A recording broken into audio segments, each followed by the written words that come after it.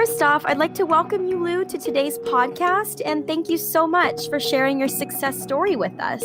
So tell me, Lou, how did you hear about the Succession Link community? I heard about Succession Link because I saw a message to me on the internet. I have been considering selling my practice, or at least selling and merging with a bigger practice for about almost a year.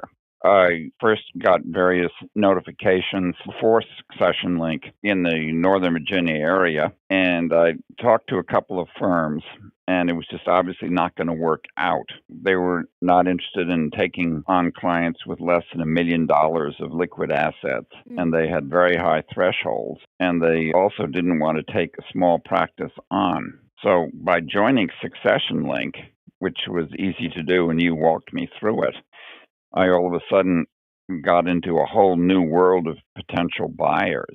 It was a lot more productive. Wonderful. Great to hear. Yeah, when you join the platform, you realize that there is a whole other world out there of advisors outside of your network, just a lot of opportunities. And could you tell us a little bit about your experience on the platform?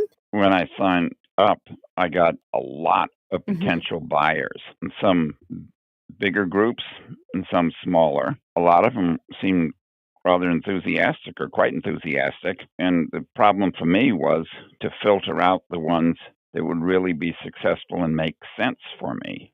So I talked to several different advisory groups, and then finally I got the initial introduction to the one that I have decided to go with. But again, it's a matter of filtering. There was a lot of opportunities. Absolutely. I agree with you there. Some advisors, some sellers, I should say, they do find it a little difficult, especially in the beginning, because once you post your listing, it's like you're in a Shark Tank and all of the advisors around you are wanting to reach out and to speak with you. I guess a message here for the buyers listening is it's super important what you say. First impressions matter, and more so honing in on the seller's listing and what there is posted there, their timeline, their criteria that they're looking for, and how you would make a good match. So that would be helpful for sellers like you, Lou, to say, okay, filtering is a little bit easier because I know, they're with this broker dealer, or, they've been in the industry for X amount of years, and this is what I'm looking for. Now, let's talk a little bit about that eventual buyer that you had kind of filtered out. Yeah, I was first engaged in May of 2018. The guy I'm finally going with called me up. He gave me a very straightforward idea of what he was looking for and even a potential price. This really impressed me. I told him my assets under management and what I had as recurring revenues, and he could very quickly gave me a ballpark figure without obviously making a final figure. And now I did meet with a couple of other groups that contacted me, and I had lengthy discussions with them. I could just see right off after talking to them that it probably wouldn't be as good a fit. Now, you mentioned that the buyer that you're doing the deal with, on one of the first phone calls, he brought up money. He brought up pricing. He was very straightforward. Yes. Let's talk a little bit about the deal. What kind of deal did you guys put together? It was split in half between 2018 and 2019. It was sort of a segmented buyout kind of thing, like a certain amount of money now, and then in a few months, a certain amount of money, and then next year, 5 straight months, the concluding amount of money. It would be about 8 months that I would get my funds. So an 8-month earnout, essentially. 8 months earnout with the expectation and invitation to join the group and do new business, which would be separate, and in which I would get commissions with the new people. Interesting.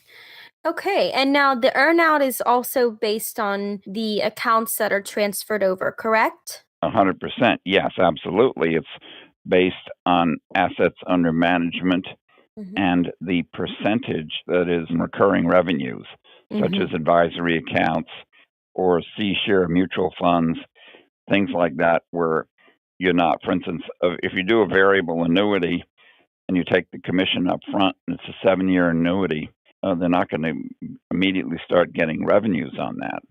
but they're looking for things that are really recurring revenues. Or, I Sure. mean, and if you have assets like um, stocks or things that are easily liquidated, that's probably okay too in a brokerage type of account. But they prefer recurring revenues. Aside from the deal terms, were there any surprises for you during the negotiation process? I know you mentioned the buyer was very direct with you and giving you a ballpark, but when you did start to finally negotiate the contract, any surprises there? No, there weren't any real surprises. One thing that I thought was good and made me choose this particular buyer was the fact that there was not conditionality thrown Hmm. in. That most buyers, first of all, want to stretch things out in terms of about three, even up to 3 years or so, and also Hmm. to make it conditional so that in case there's some problem with some of your clients not coming over, that you would have to reimburse the buyer for that.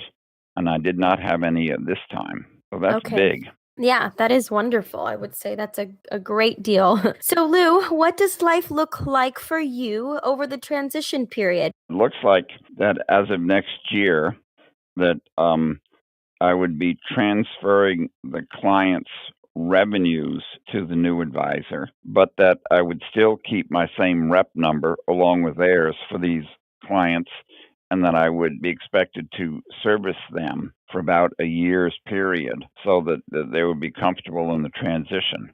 And I have already talked to my clients and explained to them that I'm going to be moving and merging my practice into a larger group. So they're not thinking that I'm just sort of ditching them, Uh-huh. selling them off, and then saying bye bye.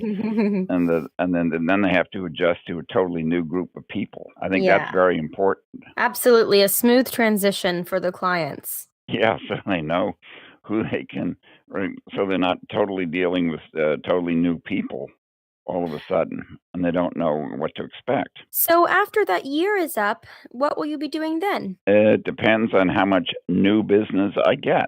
I mean, there's a point where if it's not very much, or if things are just slowing down, and I'm not doing much more in the business, then it would be time to get out of it.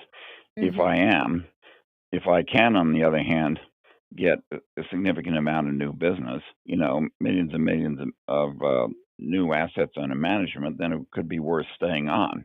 And Hmm. then that would be a separate deal with the buyer. Yes. Right. Basically, what I'm looking for is this: the new buyer has hundreds of millions of assets, of dollars of assets under management, which is Hmm. good because this is much bigger than our present situation, the Hmm. group that I'm in now.